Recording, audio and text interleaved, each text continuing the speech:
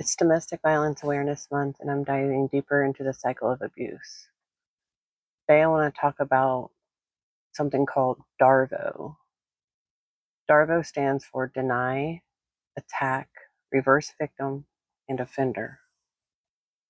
It's what happens when you try to have an honest conversation with someone, and instead of listening, they flip the script, and all of a sudden, you're the problem. A couple years back, about 6 months into my divorce, I was deep into split with my ex. I was deep into my healing work, and I called my mom one day just to talk. And we had been on the phone about 30, 45 minutes and into the conversation when this happened. I don't remember exactly what she said, but I remember replying, "Wow, that sounds a whole lot like the ex," we'll call him Kyle, would say. And from there, the conversation shifted. So I told her, I've come to realize trauma is taught. Your mom taught you to be a doormat. You taught me to be a doormat. I taught my daughter to be a doormat. Like, these are learned behaviors. And, I didn't say it out of anger. I said it out of processing, healing, trying to make sense of my life, connecting the dots of the generational trauma. And then that's when she snapped back with, "Wow, Sean, how high are you?" Smoke another joint. And for the record, I am a smoker after hours, but I wasn't high. I was just trying to have a conversation with my mom, and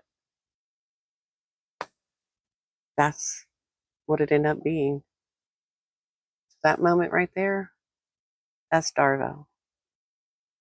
She denied what I said. She attacked my character and then flipped it around to where I was the problem, that I looked unstable, all to avoid accountability on her behalf. And when I stopped engaging after that, the hoovering started, the "I miss you, I love you" messages, and all without an apology. But that's what this is. DARVO is all about deflection, and the hoovering is what they do to pull you back in when you're trying to pull away. My ex, he used DARVO just in a different manner. So anytime that I said that hurt me, it would turn into my fault somehow. I was too emotional. I was too sensitive. I was overreacting. Whatever he needed to say to take the blame off of him. By the end of it, I would be the one apologizing to him. That's DARVO. They deny, attack, reverse victim, and then offender. They leave you confused in that guilt and reverse those roles. So I say all this to say this. When you grow up in DARVO, you don't see it as manipulation. You see it as a normal conversation. So you attract people who do the same thing until you start healing and realizing, wait, that's not communication, that's control.